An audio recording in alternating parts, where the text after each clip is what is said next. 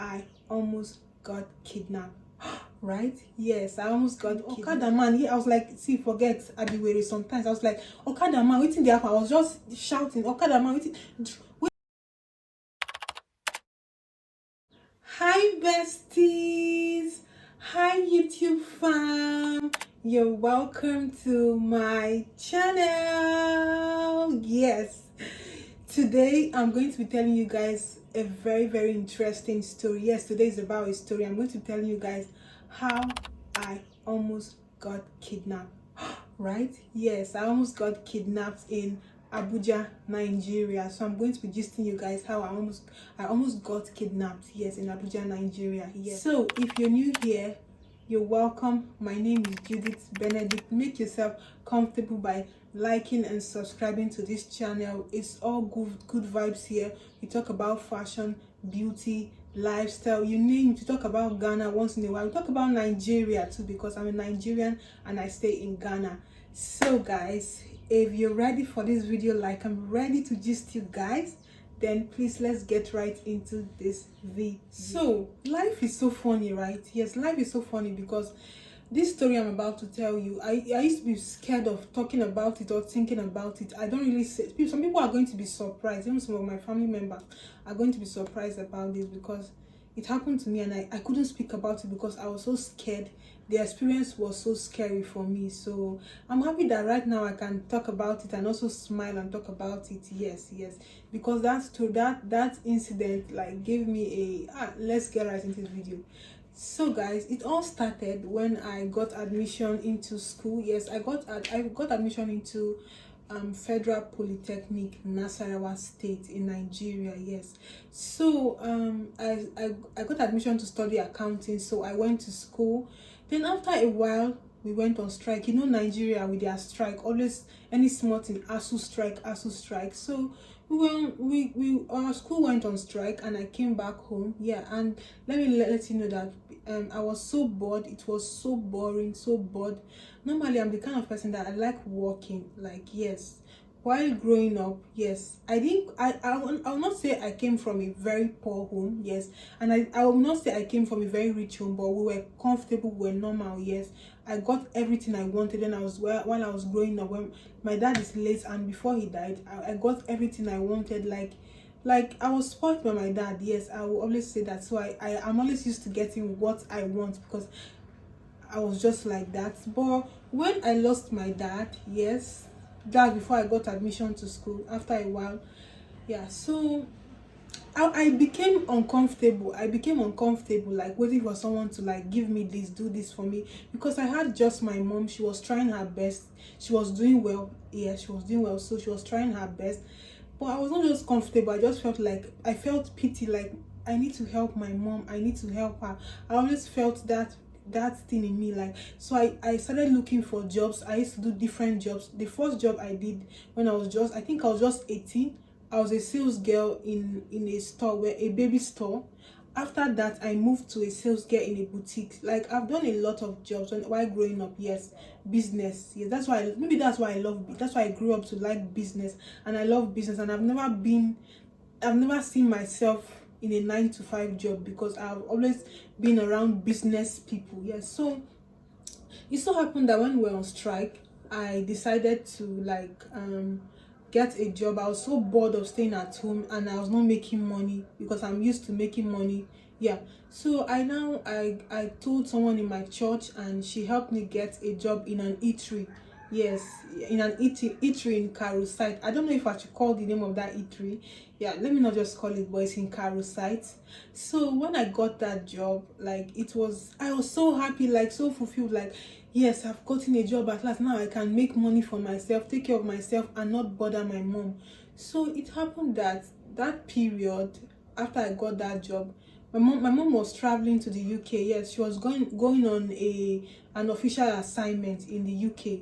So when my mommy was going for that assignment, she changed some of her money or her naira to dollars. Yes, and she gave me some of them to, like, when she was traveling that day in the morning, she was going to catch up with her flight. She said, take it, I dash you. Yes, I was surprised, like, but she dashed me the money and I was so happy. So that morning I was going to work. So when I went to work, I told one of my co-worker that okay, my mom gave me some money in my bag. Yes. So I was just so happy, that was the first time I was holding dollars in my life. Yes, I was so happy. I have dollars. Yes, I have dollars. So after work, I was so happy. After work that day, I went, how will I put it? After work, we finished doing everything, and we decided to lock up, me and my co-workers. Yes, my co-workers, we were all teenagers. Yes, teenagers. So we all locked up and we were going home. So normally my mom always tell me that this job you are doing, you don't need to do it, please just go to school, I not send you. But I just love to work for my money and work for myself. Yes. So after we closed that day, my mom used to tell me that don't enter bike. I don't have patience. I like to do everything fast. So I always like using bike all the time. Some of my co-workers don't use bike to their houses. They use vehicle, but I love using bike because it's faster. And I didn't tell you, I used to close late, maybe after 10 to 11. That's when I used to close from my job. So before I finish everything, lock up and enter a bike or look for bike and start going, it will take a long time. So that night I stopped a bike. My friends also, they stopped their vehicle, they went. I stopped this bike and I entered this bike. It was all these Hausa guys. Yes, I don't know, he's an Hausa guy. So I was talking to him and he said, okay, enter, this is how much is to enter. So when I entered the bike, I noticed that the bike man was taking me to a place, like he was not following the road. Normally, he's not supposed to follow on top the bridge, that Carrow bridge. He's supposed to follow, there's one way you can follow. So I was saying, bike man, follow this road now. Follow. He was not answering me, he was just going straight. He did not even shake, he was just looking front and going. So I was like, what's happening? Okada man. Yeah, I was like, see, forget Abiwere sometimes. I was like, Okada man, waiting there. I was just shouting, Okada man, waiting there. Follow the, I think if way they carry me, I know they go town and they go Marabanya side. Do you understand? So waiting they happen. So after the whole thing, the bike man was not answering me. So I now said, I'm going to scream, I'm going to shout. I now started shouting. When I started shouting, you know what this bike man did? This bike man just dragged my handbag and pushed me down from the bike, and it's not like I just fell on the quota. First of all, that's how when I fell, my clothes was still hanging on the bike, and that's how the bike man was still driving, and that was how, if you notice, I have a scar on my hand. I don't know if you guys can see it. I have a scar here.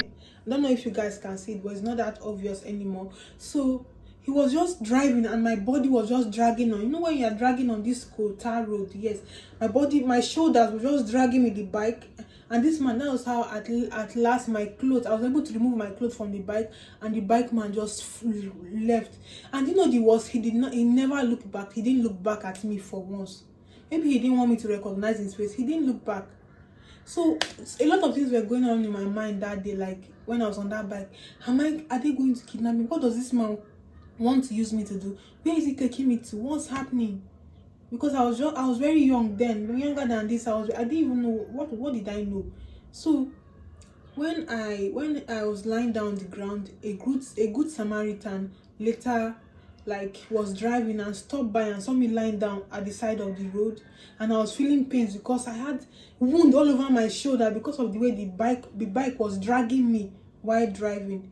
So, and I didn't tell you, I just bought a new phone. Then you know when there's this phone they call tablet phone, when it was trending, when it was raining. That was like 7 years ago now. So that time it was trending, it was raining. So I just bought a new tablet phone after working hard in that eatery. I gathered my money, I bought, because I love the good things of life. So I like doing those things for myself. So I bought a new tablet phone. I had another Android phone in that bag. Do you know that this man took it with the dollars, everything? The man took it, my transportation, everything, he left with it. So that good Samaritan saw me at the side of the road going through pains and helped me and drove me and took me to my house and dropped me there. Yes. And guess what? The next day when I went to work, the next day I had to go to work, because you know when you're working especially when you're working in all this working for people that don't really care about your well-being. I told them I got an accident and they were like, yeah, so I told one of our manager and he was like, there's nothing we can do about it. I had to come to work and report and show them the scar.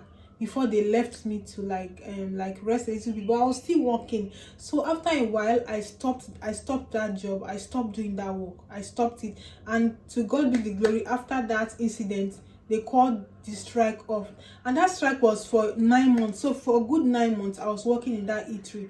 So that's just how I almost got kidnapped. I know this story is short.